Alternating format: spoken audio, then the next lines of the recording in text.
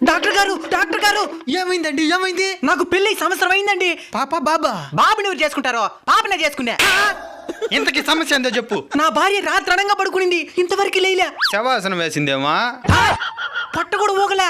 ఏమైందో తెలియ. పొట్ట కూడా ఊగలేదా? ఏమైందో చూద్దాం పదా. పదండి సార్. రండి సార్, అటు చూడండి సార్. అందమైన భార్య సార్, ఎట్టయినా కాపాడేయండి సార్.